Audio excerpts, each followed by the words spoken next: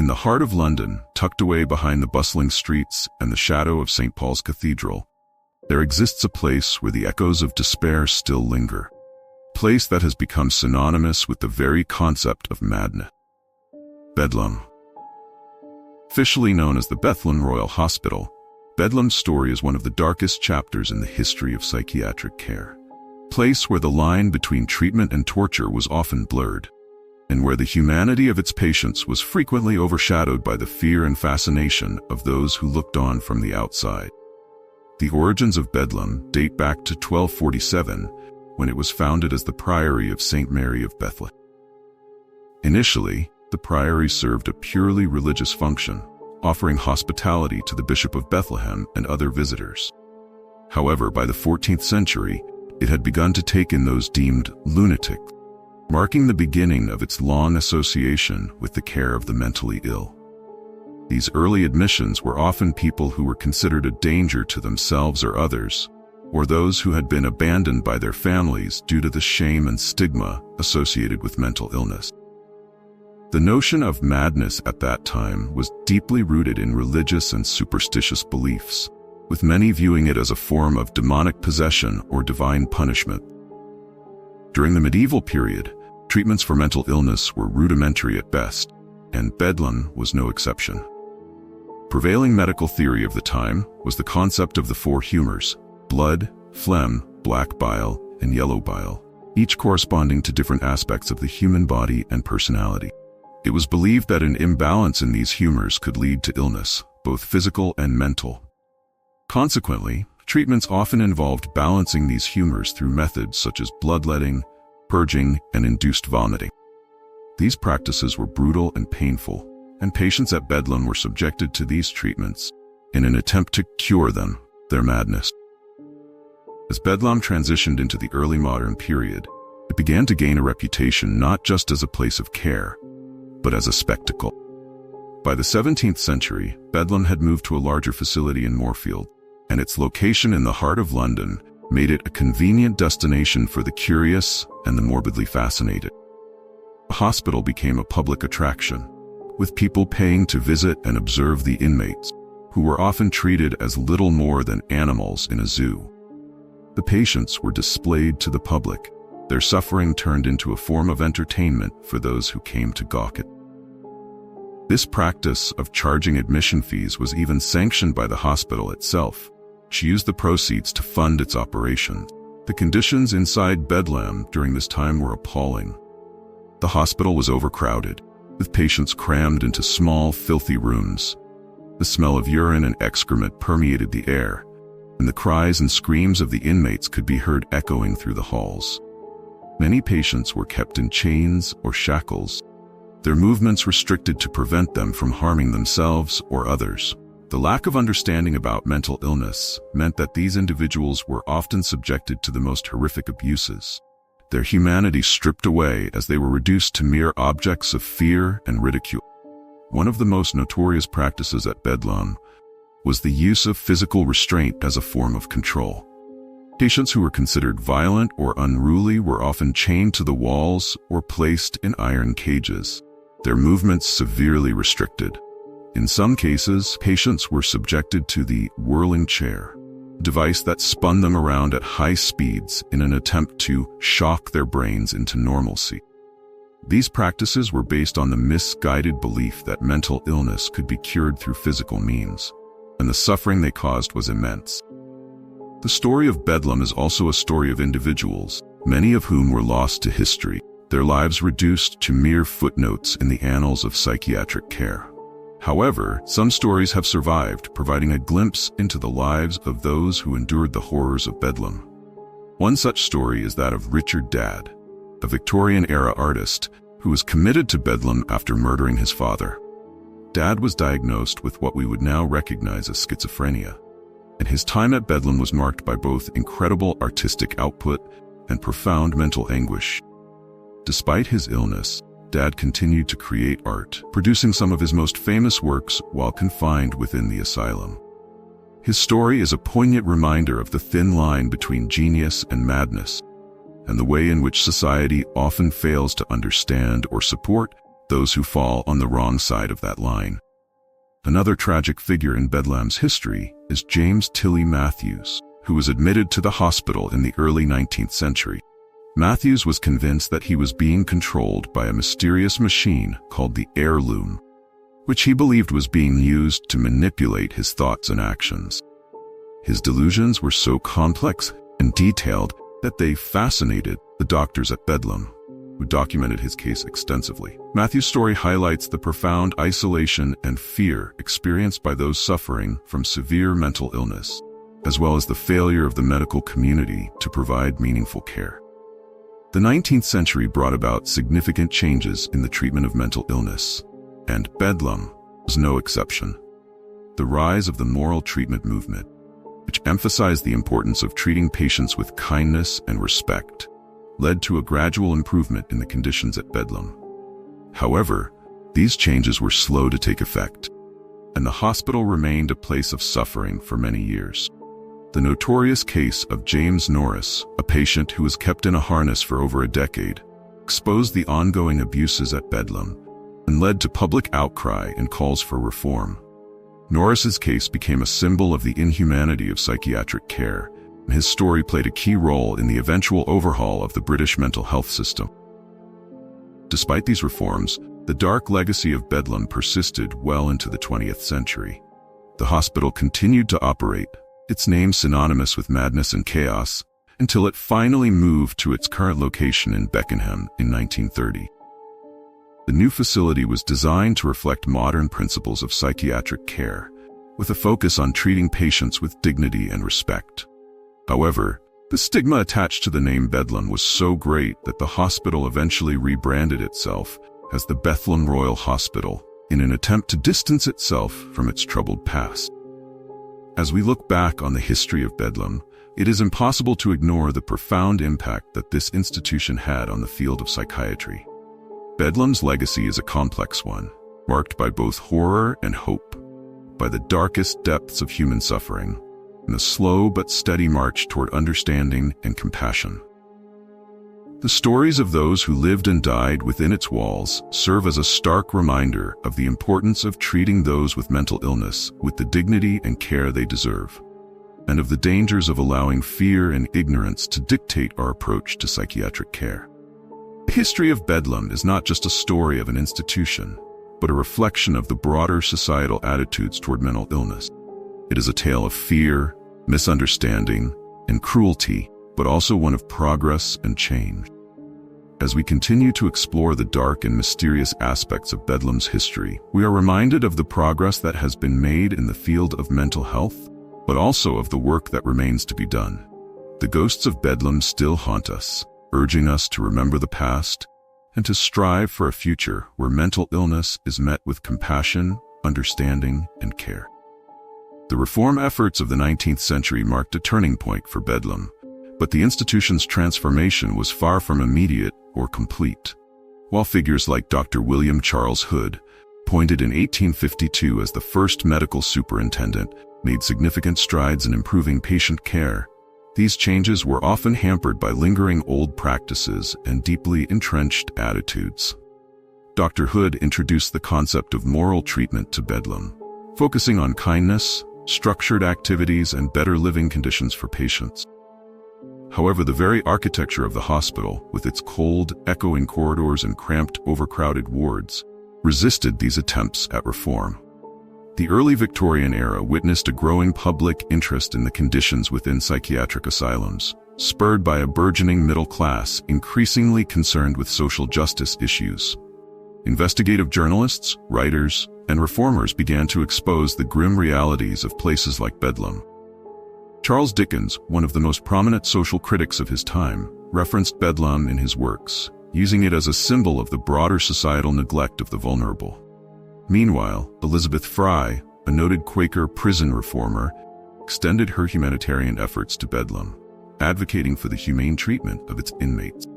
These external pressures, combined with the internal efforts of progressive figures like Dr. Hood, began to shift public perception. But the road to meaningful change was long and fraught with challenges.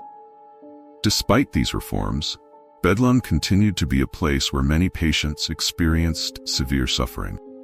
The story of Mary Lamb, who was committed to Bedlam in the early 1800s after killing her mother during a psychotic episode, underscores the complex interplay between mental illness and societal expectations.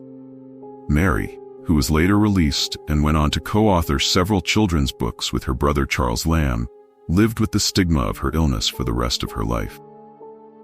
Her case highlights the thin line between madness and normalcy, and how societal attitudes could both condemn and later redeem an individual. By the late 19th century, Bedlam had moved to a new location in Southwark, a move intended to symbolize a fresh start. The new facility, designed by Sidney Smirke, featured more spacious wards, better ventilation, and a greater emphasis on light and air, an architectural reflection of the changing attitudes towards mental health care. Yet, even in this more modern environment, old habits died hard. Restraints and isolation were still used, albeit less frequently, and the specter of Bedlam's dark past loomed over its new incarnation. During this period, the field of psychiatry began to evolve more rapidly, driven by advances in medical science and a deeper understanding of mental illness. The introduction of psychopharmacology, with the discovery of drugs like chlorpromazine in the 1950s, revolutionized the treatment of psychiatric patients, offering new hope for those who had previously been written off as incurable. However, these advancements also brought new challenges, as the medical community grappled with the ethical implications of these powerful drugs and the broader questions about the nature of mental illness and its treatment. The 20th century saw Bedlam continue to struggle with its identity and purpose. As the mental health care system in the UK underwent a series of reforms, including the closure of many large asylums and the shift towards community-based care, Bedlam's role became increasingly unclear. The hospital, now located in Beckenham, attempted to modernize and adapt to these changes. But the weight of its history made this a difficult task. The name Bedlam had become so deeply associated with chaos and inhumanity that the institution could never fully escape its past. Despite these challenges, the modern Bedlam Royal Hospital has made significant strides in transforming itself into a leading psychiatric facility. The hospital now offers a wide range of services, including specialized treatment programs for conditions like schizophrenia, eating disorders, and personality disorders. The emphasis is on holistic care, integrating medical, psychological, and social approaches to treatment. The Bedlam Museum of the Mind, established on the hospital grounds, serves as a testament to the institution's complex history, offering visitors a chance to explore the evolving understanding of mental illness and the treatment of those who suffer from it. One of the most profound legacies of Bedlam is the way it has shaped public attitudes towards mental illness. The stories of abuse and neglect that emerge from Bedlam have played a crucial role in driving the reform of psychiatric care, both in the UK and around the world. However, Bedlam's legacy is also a cautionary tale, reminding us of the dangers of dehumanizing those who are mentally ill and the importance of approaching psychiatric care with compassion, empathy, and a commitment to human dignity. Today, the term Bedlam continues to be used in everyday language, a reminder of the chaotic and often brutal history of psychiatric care.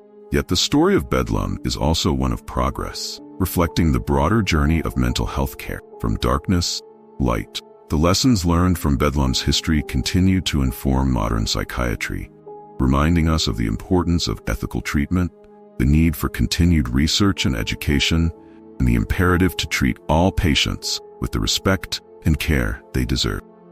As we look to the future, the story of Bedlam serves as both a warning and an inspiration.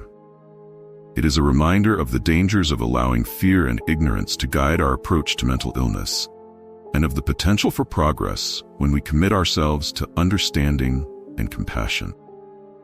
The history of Bedlam is not just a story of an institution, but a reflection of our broader societal values and the ongoing struggle to balance the need for control with the imperative to treat all individuals with dignity and respect. In this light, the modern Bedlam Royal Hospital stands as a symbol of hope, a testament to the possibility of change, and a reminder that the journey towards better mental health care is far from over. The ghosts of Bedlam may still linger, but they also serve as guides, urging us to continue the work of building a more just and compassionate society for all. The story of Bedlam is incomplete without a closer examination of the specific treatments employed throughout its history, treatments that reveal not only the medical practices of the time, but also the broader societal attitudes towards mental illness. These treatments ranged from the crude and barbaric, the pioneering and experimental, each reflecting the evolving understanding of the human mind and the complexities of mental disorders. One of the earliest and most common treatments at Bedlam was bloodletting, a practice rooted in the ancient belief that madness was caused by an imbalance of the body's humors. Bloodletting was intended to restore this balance by removing excess blood, which was thought to be the source of the patient's agitation or melancholia. However, this treatment often left patients weakened and more vulnerable to infections, exacerbating their already precarious mental and physical health. Alongside bloodletting, purging and vomiting were also used to expel supposed toxins from the body, a method that similarly reflected the primitive understanding of mental illness as a physical condition. The use of restraint was another hallmark of Bedlam's treatment regime. Patients who were deemed dangerous or uncontrollable were often chained to the walls or confined in cages, sometimes for days, weeks, or even years. The idea was to prevent them from harming themselves or others, but in practice, these restraints often served as a means of punishment or control. The harshness of these measures can be seen in the case of Margaret Nicholson, who was committed to Bedlam after attempting to assassinate King George III in 1786. Nicholson spent the rest of her life in the asylum, where she was reportedly kept in chains and isolation, her mental state deteriorating further under the strain of her confinement. The 18th and 19th centuries saw the introduction of new and often bizarre treatments at Bedlam, many of which reflected the experimental nature of psychiatric medicine at the time. The rotational therapy, for instance, involved placing patients in a chair suspended from the ceiling and spinning them at high speeds. The theory behind this treatment was that the motion would redistribute the blood flow in the brain, thereby alleviating symptoms of mental illness. However, the results were often disastrous, with patients suffering from nausea, vomiting, and increased disorientation. Another notorious treatment was the cold water therapy, which involved submerging patients in cold baths or dousing them with ice-cold water. This practice was believed to shock the patient out of their madness, but it often led to hypothermia and physical trauma. The brutality of these treatments is exemplified by the story of William Norris, who was subjected to cold water therapy, part of his treatment, Bedlam. Norris, who had already endured years of being restrained in a harness, was further tormented by these cruel methods, his suffering becoming emblematic of the inhumanity that characterized much of psychiatric care during this period. Despite the harshness of these treatments, the late 18th and early 19th centuries also saw the emergence of more humane approaches to mental health care, driven by the moral treatment movement. This movement, which originated in France and was later adopted in England, emphasized the importance of treating patients with kindness, dignity, and respect. It advocated for the removal of physical restraints, the provision of better living conditions, and the use of therapeutic activities such as gardening, reading, and art to aid in recovery. The moral treatment movement marked a significant shift in the care of the mentally ill, laying the groundwork for many of the reforms that would eventually transform Bedlam. One of the key figures in bringing moral treatment to Bedlam was Dr. William Charles Hood, who became the hospital's first resident physician in the 1850s. Dr. Hood was a firm believer in the principles of moral treatment and worked tirelessly to improve the conditions at Bedlam. He introduced a range of reforms, including the abolition of mechanical restraints, the implementation of structured daily routines, and the provision of better food and accommodation for patients. Under his leadership, Bedlam began to shed its reputation as a place of horror and cruelty, becoming instead a symbol of the new, more compassionate approach to mental health care.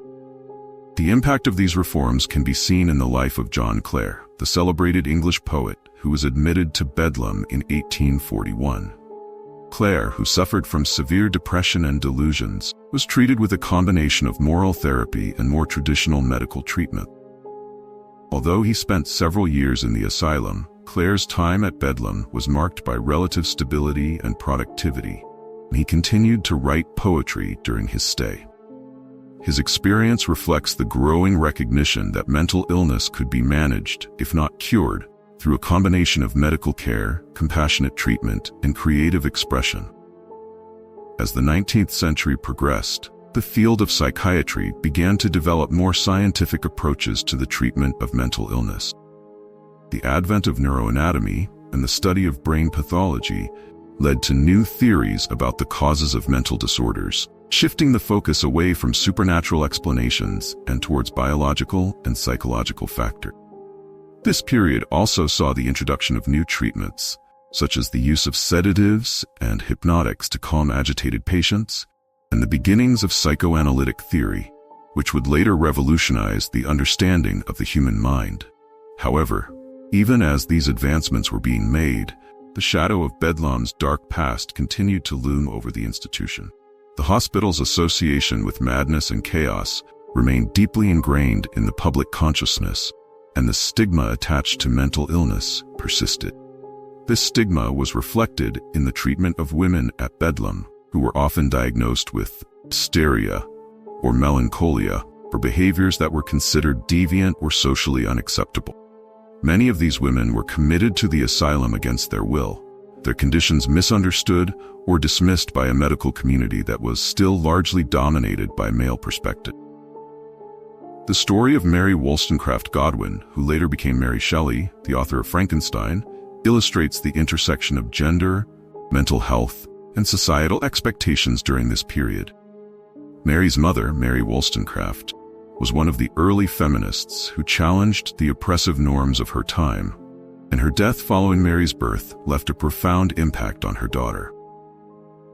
Mary Shelley's own life was marked by tragedy, including the deaths of several of her children and the suicide of her half-sister Fanny Imlay. These experiences, coupled with her own struggles with depression, led Mary to explore themes of loss, creation, and the monstrous in her writing. While Mary Shelley was never committed to Bedlam, her life and work reflect the broader societal anxieties about madness and the role of women, anxieties that were often manifested in the treatment of female patients. Bedlam. By the early 20th century, Bedlam had once again moved to a new location, this time in the suburban area of Beckenham, where it continues to operate today under the name Bedlam Royal Hospital.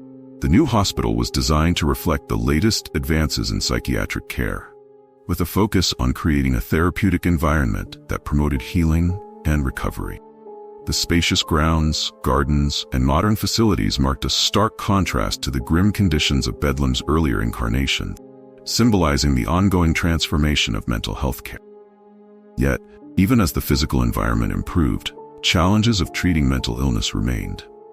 The mid-20th century saw the rise of new treatments, including electroconvulsive therapy, ECT, and lobotomy, both of which sparked significant controversy. ECT, which involved passing electrical currents through the brain to induce seizures, was initially hailed as a breakthrough treatment for severe depression and other mental disorders. However, its side effects, including memory loss and physical trauma, led to widespread criticism and debate about its use. Similarly, lobotomy, a surgical procedure that involved severing connections in the brain's prefrontal cortex, was seen as a last resort for patients with intractable mental illness.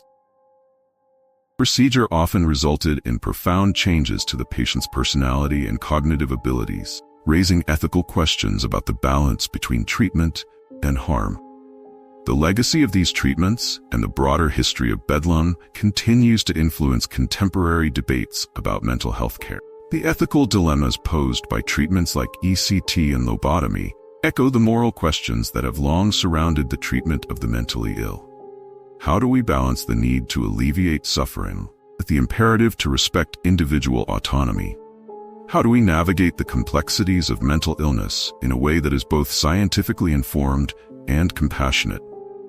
These questions remain as relevant today as they were in Bedlam's early years, reflecting the ongoing struggle to understand and care for those who live with mental illness. The history of Bedlam is, in many ways, a mirror of society's evolving attitudes towards mental health. It is a history marked by fear and fascination, cruelty and compassion, ignorance and enlightenment. The lessons learned from Bedlam's dark past continue to shape the field of psychiatry, reminding us of the dangers of dehumanization and the importance of treating all patients with dignity and respect. As we continue to explore the mysteries of the human mind, the story of Bedlam serves as a powerful reminder of the progress we have made and the work that remains to be done in the quest for better mental health care. While the broad strokes of Bedlam's history are often discussed, the personal stories of those who lived within its walls provide a more intimate and harrowing view of the asylum's impact on individuals. These accounts shed light on the often brutal realities faced by patients, their struggles with mental illness, and the treatments they endured in the name of care. James Norris, the man in the chains. One of the most infamous cases in Bedlam's history is that of James Norris, former Marine who became the face of reform efforts in the early 19th century. Norris was committed to Bedlam in 1800 after displaying signs of what would now likely be diagnosed as schizophrenia. Once inside, Norris was subjected to one of the most extreme forms of restraint. He was placed in an iron harness that tightly bound his body to a wall, with his arms pinned by iron bars. This contraption, which was bolted to the wall of his cell, left Norris unable to move freely for over a decade.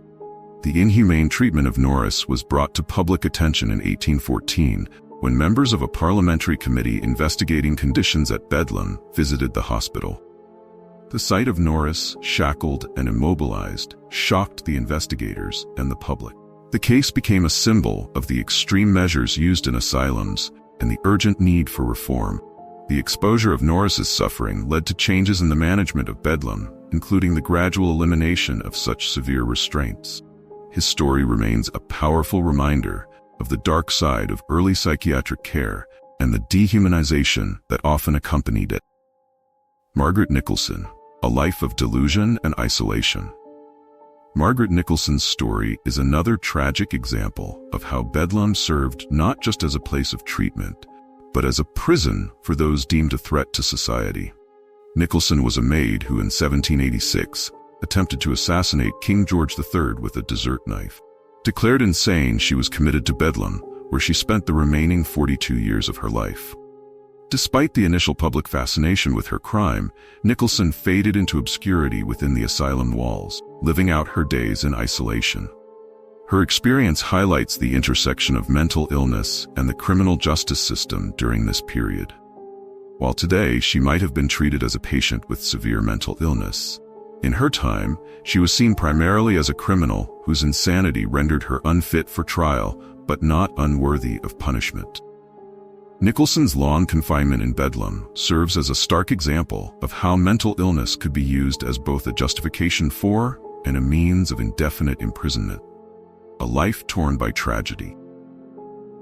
Case of Mary Lamb, co-author of the famous Tales from Shakespeare with her brother Charles Lamb, provides a poignant look at the complexities of mental illness and its impact on family life. In 1796, during a psychotic episode, Mary stabbed and killed her mother, a crime that led to her brief confinement in Bedlam.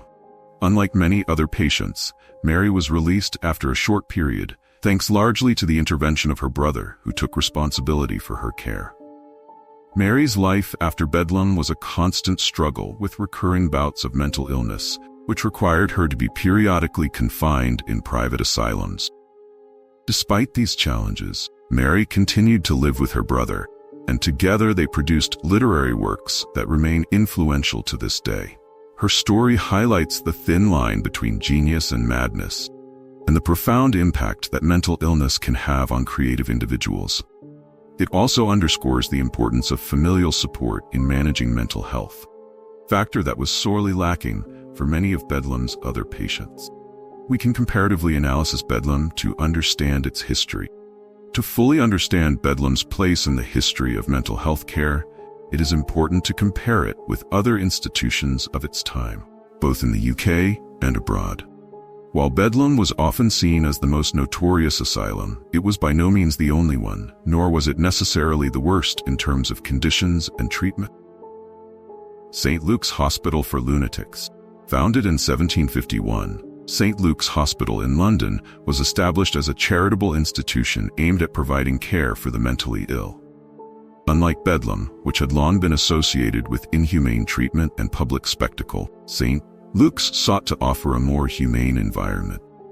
The hospital was designed with the principles of moral treatment in mind, focusing on cleanliness, light, and air as part of the therapeutic environment. However, despite these intentions, St. Luke's was not immune to the harsh realities of psychiatric care at the time. Restraints and seclusion were still common practices, and the treatments employed were often just as primitive as those at Bedlam, including bloodletting and purging. St. Luke's can be seen as a counterpart to Bedlam, representing the gradual shift towards more compassionate care. Yet the similarities between the two institutions also highlight the slow pace of change in mental health care during this period. The fact that even a reform-minded hospital like St. Luke's still relied on questionable treatments speaks to the broader challenges faced by the field of psychiatry in the 18th and 19th century. The York Retreat, established in 1796 by the Quaker William Tuke, was a pioneering institution that stood in stark contrast to Bedlam.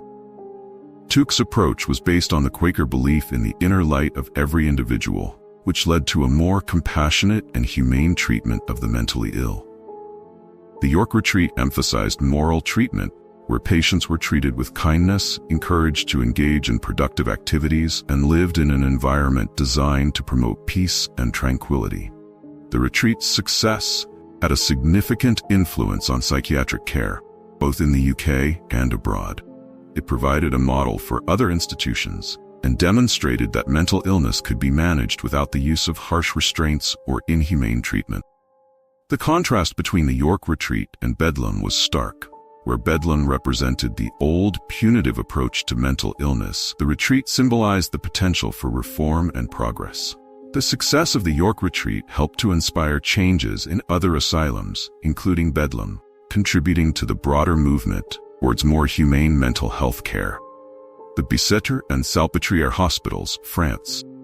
In France, the Bicêtre and Salpêtrière Hospitals played roles similar to Bedlam, serving as major institutions for the care of the mentally ill. The Bicêtre, originally a poorhouse and prison, was converted into a psychiatric hospital in the 17th century. It became known for its harsh conditions and the brutal treatment of patients, much like Bedlam. However, under the leadership of figures like Philippe Pinel, the Bicêtre became a site of significant reform. Pinel famously removed the chains from patients in 1795, an act that became symbolic of the broader movement towards more humane treatment. Similarly, the Salpêtrière, which was primarily a hospital for women, underwent significant reforms during the late 18th and early 19th centuries. Both institutions, like Bedlam, were initially places of confinement and control, but they gradually transformed into centers of psychiatric care and research. The reforms at the Bicêtre and Salpêtrière influenced practices not only in France but also in England, including at Bedlam, as the ideas of moral treatment and the humane care of the mentally ill began to spread. The Trans-Allegheny Lunatic Asylum, United States. Across the Atlantic, the Trans-Allegheny Lunatic Asylum in West Virginia, which opened in 1864, offers a different perspective on psychiatric care in the 19th century. Modeled after the Kirkbride Plan, which emphasized the importance of architecture in the treatment of mental illness, the asylum was designed to provide a serene and restorative environment for patients. The building featured long, rambling wings to allow for maximum sunlight and ventilation, reflecting the belief that a patient's environment could play a key role in their recovery. However, like Bedlam, the Trans-Allegheny Lunatic Asylum eventually became overcrowded, and its idealistic vision gave way to harsh reality. Patients were subjected to overcrowded conditions, inadequate staffing, and the use of restraints and other severe treatment. The asylum's history mirrors that of Bedlam in many ways. reflecting the broader challenges faced by mental health care institutions as they struggled to balance ideals with the practicalities of care. Bedlam's legacy in modern psychiatric practice. Comparing Bedlam to other institutions of its time reveals a broader narrative about the evolution of mental health care. Bedlam was both a product of its time and a catalyst for change, representing the worst of psychiatric care, but also playing a role in the reforms that eventually led to modern mental health practices. The lessons learned from Bedlam's history have informed the development of psychiatric care, highlighting the importance of treating patients with dignity and respect, the need for ongoing research and education, and the dangers of allowing fear and ignorance to guide treatment. In the modern context, Bedlam Royal Hospital continues to operate as a leading psychiatric institution, but its past serves as a reminder of the progress that has been made and the challenges that remain. The history of Bedlam is a story of both darkness and light, a reflection of humanity's struggle to understand the complexities of the mind and the ongoing quest to provide compassionate and effective care for those who suffer from mental illness. Bedlam has significant impacts of social class on treatment. Throughout Bedlam's long history, the social class of its patients significantly influenced their experience within the asylum. In the early years, Bedlam's patients were predominantly poor, often drawn from the lower classes, including beggars and vagrants who had nowhere else to go. These individuals were treated with a lack of compassion and were frequently subjected to the harshest conditions and treatment. However, as Bedlam's reputation grew, it began to admit patients from the wealthier classes. Wealthier patients could afford private rooms and more personalized care, setting them apart from the general population. They were often allowed more privileges, such as visits from family members, better food, and access to more humane treatment. This stark division within the asylum reflected the broader societal inequalities of the time, where the wealthy could buy better care while the poor suffered in neglect. One poignant example of this divide is the case of Nathaniel Lee, a Restoration playwright who was committed to Bedlam in the late 17th century. Lee was a gentleman by birth, and despite his madness, he was treated with a certain degree of respect within the asylum. His connections to the literary world and his social status allowed him to receive visitors, and he was eventually released to continue his writing. Lee's experience contrasts sharply with that of the poorer patients, who had little hope of such favorable treatment. This class-based disparity in care continued well into the 18th and 19th century. For example, affluent patients like Mary Lamb, who had the support of her brother Charles, were able to navigate the system more effectively, receiving better care and, in some cases, early release. In contrast, those without means or influential connections were often left to languish under the most severe conditions. The influence of social class on psychiatric care was not unique to Bedlam, but was reflective of broader societal attitudes. Mental illness was often stigmatized differently depending on the patient's social standing, with the wealthy more likely to be seen as eccentric or suffering from temporary bouts of insanity, while the poor were often labeled as incurable lunatics. This divide in perception and treatment underscores the complex interplay between mental health and social status, a dynamic that still resonates in modern healthcare systems. Bedlam also has cultural reflections and public perception. Bedlam's influence extended far beyond its walls, permeating the cultural fabric of London and, by extension, the broader world. The asylum became a symbol of madness itself, a place of both horror and fascination that captured the public's imagination in ways both morbid and profound. In literature, Bedlam was often depicted as the ultimate destination for the insane, a place where the boundaries between reality and madness blurred. Shakespeare referenced Bedlam in plays like King Lear and Henry VI, using the asylum as a metaphor for chaos and disorder. Later, in the 18th and 19th centuries, authors like Daniel Defoe and Charles Dickens drew on the image of Bedlam to critique society's treatment of the mentally ill. In Defoe's Moll Flanders, fear of Bedlam looms large as a fate worse than death, while in Dickens's Oliver Twist, the threat of the workhouse and asylum reflects the grim realities faced by the poor. Bedlam also appeared frequently in art, where it was depicted as a place of grotesque suffering and dark humor. William Hogarth's famous series of paintings and engravings, A Rake's Progress, concludes with the protagonist, Tom Rakewell, ending up in Bedlam, surrounded by other inmates in a scene of chaos and despair. Hogarth's work captured the public's morbid fascination with the asylum and its inmates, reflecting both the fear and the voyeuristic curiosity that Bedlam inspired. This cultural fascination with Bedlam was not just a reflection of the asylum itself, but also a commentary on the society that created it. Bedlam became a mirror for the anxieties and contradictions of the age, where madness was both feared and exploited, both hidden away and put on display. The asylum's role as a public spectacle, where paying visitors could come and view the patients, further reinforced its place in the public consciousness as a symbol of madness. Even as Bedlam's practices evolved and the institution itself was reformed, its cultural legacy persisted. The name Bedlam became synonymous with chaos and insanity, terms still used today to describe extreme disorder. This enduring legacy underscores the powerful impact that Bedlam had on shaping public perceptions of mental illness, a perception that, for much of history, was steeped in fear, stigma, and misunderstanding. Bedlam plays an important role in the development of modern psychiatry. As Bedlam transformed into Bedlam Royal Hospital in the 20th century, it became a symbol of the evolution of psychiatric care from a system of confinement and punishment to one of treatment and rehabilitation.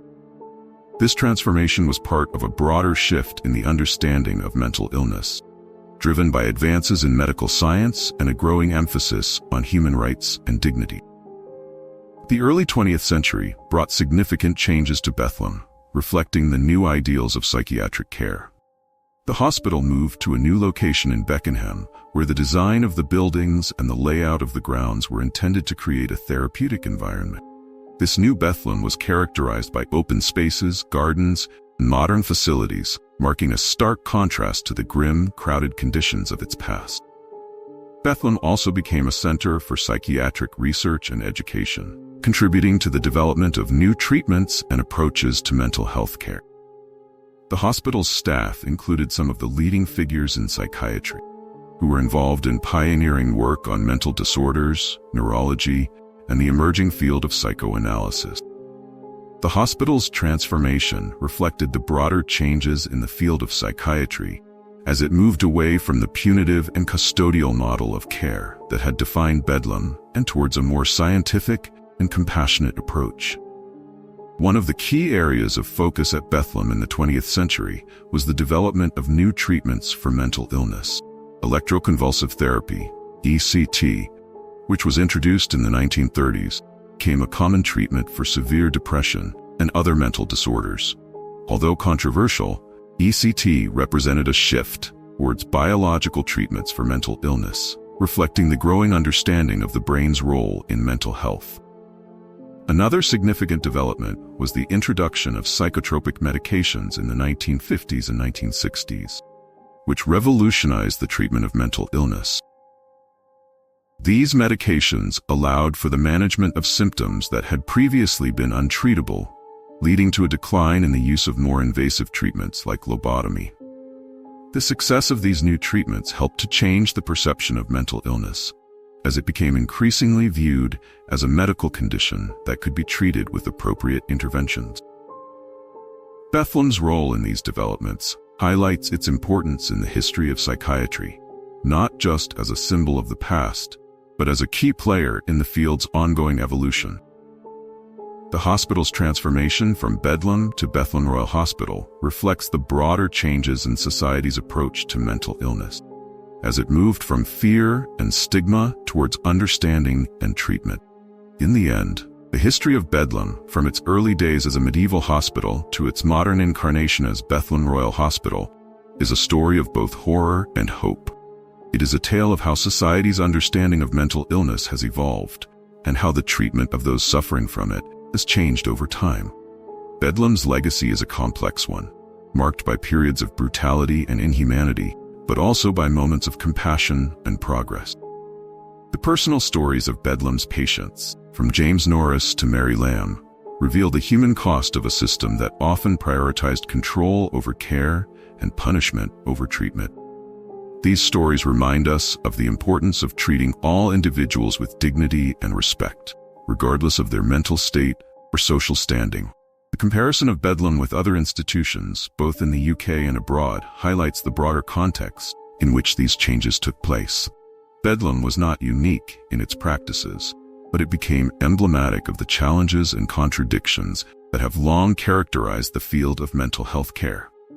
As we look back on Bedlam's history, we see a reflection of our own society's struggles with mental illness, struggles that continue to this day. Progress that has been made in understanding and treating mental illness is significant, but the legacy of Bedlam reminds us that there is still much work to be done. The story of Bedlam is not just a part of history. It is a reminder of the ongoing need for compassion, understanding, and innovation in the care of those who suffer from mental illness. Bedlam Royal Hospital today stands as a symbol of this progress, a testament to the advances that have been made and the potential for further improvement. The journey from Bedlam to Bedlam is one of transformation, both of an institution and of the field of psychiatry itself.